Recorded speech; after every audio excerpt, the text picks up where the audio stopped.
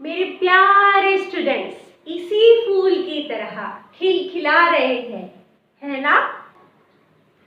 Welcome to all my students, friends and my video watchers to this e-learning session of City Classes. आज का topic भी हमारा कुछ चटपटा है, खाने के ऊपर। यस, क्योंकि मम्मी जब कुछ चटपटा बनाती है तो मेरे स्टूडेंट्स सब बड़े खुश हो जाते हैं।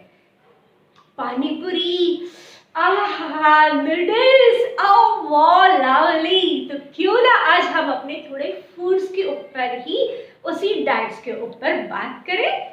या हम जो फूड खाते हैं उसमें हमारे कुछ कंटेंट्स होते हैं। फूड ना कि सिर्फ हम जीभ के लिए खाना चाहिए, बल्कि हमारे हेल्थ के लिए खाना चाहिए। यही हमें साइंस सिखाता है।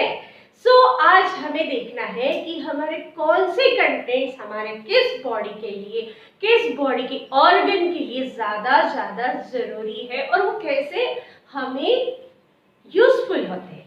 तो आज का टॉपिक है हमारा energy from different food components. जो हम फूड खाते हैं उसमें से हमें क्या क्या और कितनी एनर्जी मिलती है। प्रीवियस टॉपिक में हमने लिया था कार्बोहाइड्रेट्स। जो हम मीठा, कुछ जो चटपटा खाते हैं, मीठा सा होता है, जैसे कि रोटी होती है, कुछ कंटेंट्स होते हैं मीठे वाले, उसमें कार्बोहाइड्रेट्स होते हैं। कार्बोहाइड्रेट इज कन्वर्ट होती है glucose is converted to this acetyl coenzyme, then it's converted to this glucose is converted to the pyruvic acid coenzyme E, then NADPH2 FADH2, then ATP, फिर ATP हमें energy provide करती। ये हमने पहले के video में देखा था। तो कार्बोहाइड्रेट्स जो है, हम जो रोज के डेली फूड्स में होते हैं, रोटी में होता है, ब्रेड में होता है, हमारे चावल में होता है, मोस्टली जहाँ पे मीठापन हो वहाँ पे कार्बोहाइड्रेट्स प्रेजेंट होते हैं। अब जो जितनी हमें कार्बोहाइड्रेट्स हम जो खाते हैं, हम 1 ग्राम ऑफ कार्बोहाइड्रेट्स हमें 4 कैलोरी ऑफ एनर्जी देते हैं। 1 gram of carbohydrates, it gives us now the 4 calorie energy हमारे बॉडी के लिए। अब जो हम कैलोरी यूज करते हैं, जो यूज हो रही है वो ठीक, बट एक्स्ट्रा है। जब हमने कुछ कम नहीं किया, ज्यादा यूज नहीं हुआ और खाया बहुत ज्यादा है, तो फिर क्या हो जाएगी, वो एक्स्ट्रा बचेगी। उसे कहाँ स्टोर किया जाता है? लीवर में। हमारे लीवर में एक्स्ट्रा कार्बोहाइड्रेट्स को स्टोर किया जाता है।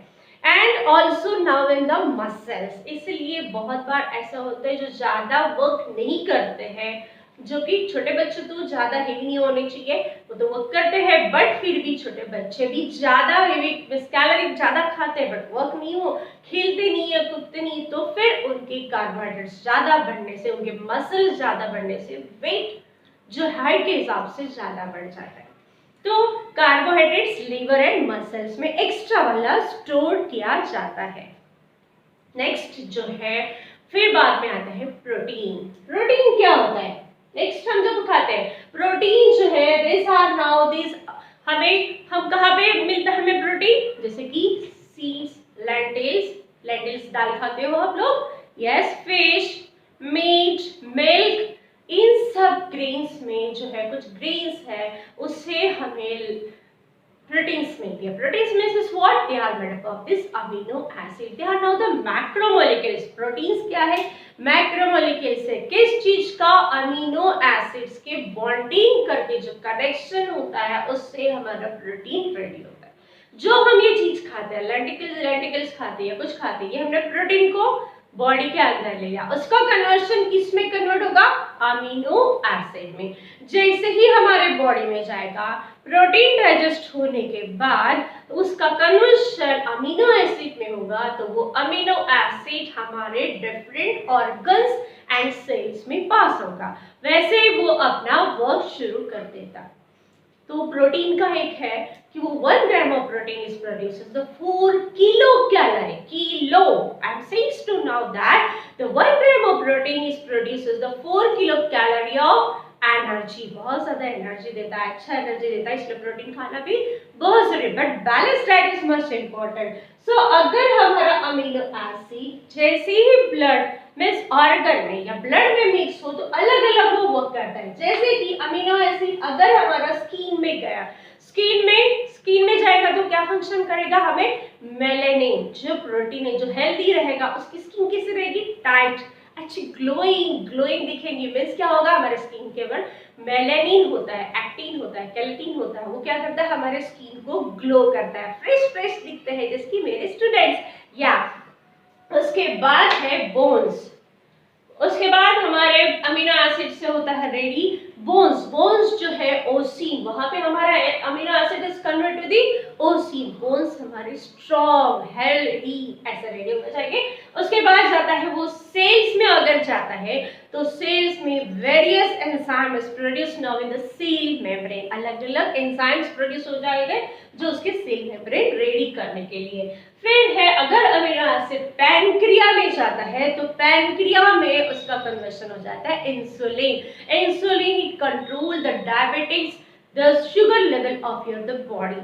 तो ये इसका वर्क है, पैनक्रिया में जाता है तो हमारा शुगर लेवल कंट्रोल करने का काम होता है इंसुलिन। ये किसने किया, अमीनो एसिड ने किया है, प्रोटीन से, प्रोटीन में से अमीनो, अमीनो ने इंसुलिन। इस तरीके से अगर वो पिट्यूटरी ग्लैंड्स में जाता है तो पिट्यूटरी ग्लैंड्स का काम क्या है, कंट्रोलिंग द वेरियस हार्मोन्स। हमारे शरीर में बहुत सारे हार्मोन्स होते हैं, वेरियस हार्मोन्स की वजह से हमारे बॉडी में चेंजेस दिखाई देते हैं, maturation, after maturation, that this is because of this pituitary glands. उसके बाद अगर अमीनो एसिड मसल्स में जाता है तो एक्टिन या मायोसिन के इसमें वर्क करता है। मसल्स हमारे किस तरीके से होंगे, मसल स्ट्रॉन्ग है, हेल्दी है, बहुत ज्यादा फ्लफी है या सॉफ्ट है, बहुत हार्ड है, that is depend the amino acid what is produces now the actin and myosin, how much level. अगर अमीनो एसिड ब्लड में जाता है तो ब्लड में क्या होता है, ब्लड में हमेशा हार्मोन्स, सॉरी हीमोग्लोबिन्स होते हैं। हीमोग्लोबिन्स क्या करते हैं, हमारे पूरे बॉडी को ऑक्सीजन लेवल प्रोवाइड करते हैं, ये काम होता है हीमोग्लोबिन में। तो अमीनो एसिड अगर ब्लड में जाते हैं तो controlling the our the haemoglobin. Normal जो होता है haemoglobin for this female 11 to 13 is a normal, is a good level of hemoglobin for a normal female. अगर मेल के लिए लो तो उसकी लेवल और ज्यादा बढ़ जाती है, that is now from this 11 to 16 17 something. So इस तरीके से हमारी ह्यूमन जो हीमोग्लोबिन की लेवल है उससे हमारी क्या दिखती है, हमारी हेल्थ कैसी है, हम हेल्दी है या नहीं है। So haemoglobin is a must active part of your the blood. Now the next, ये हो गया हमारा प्रोटीन का। अब कुछ जो प्रोटीन बचा रहता है, प्रोटीन जो एक्स्ट्रा अगर बच गया तो फिर वो उसे क्या करते हैं, प्रोटीन को एक्स्ट्रा अगर बचाया हो तो अमीनो एसिड को कहीं और स्टोरेज नहीं करते हैं, उसे सीधा एक्सक्रीट कर देते हैं अमोनिया के इससे, जिसके हम किडनी से एक्सक्रीट करते हैं अमोनिया से हमारे शरीर में बाहर। लेकिन कभी कभी प्रोटीन का कन्वर्शन ग्लूकोज में हो जाता है कुछ कंडीशन की वजह से, तो उस प्रोसेस को कहा जाता है ग्लूकोनियोजेनेसिस।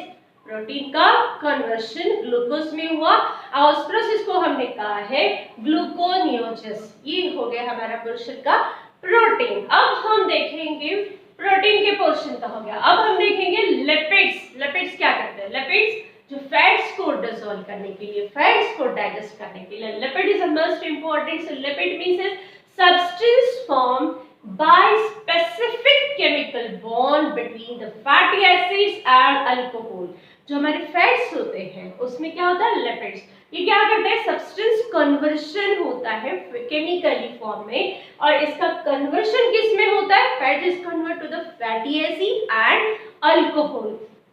अब ये जो फैटी एसिड्स है, फैटी एसिड्स या लिपिड्स जो है उसका यूज हम करते हैं हार्मोन्स प्रोड्यूस करने के लिए। और वो कौन से हार्मोन्स, प्रोजेस्टेरोन, एस्ट्रोजन, टेस्टोस्टेरोन के नाम सुना है, नहीं सुना है? So this one is now the 6 hormones. ये जो है हार्मोन 6 हार्मोन्स है, यहाँ पे हमारे लिपिड्स वर्क करते हैं। सो 1 gram of lipid it produce 9 kilo calorie of energy. बहुत ज्यादा एनर्जी है लिपिड से।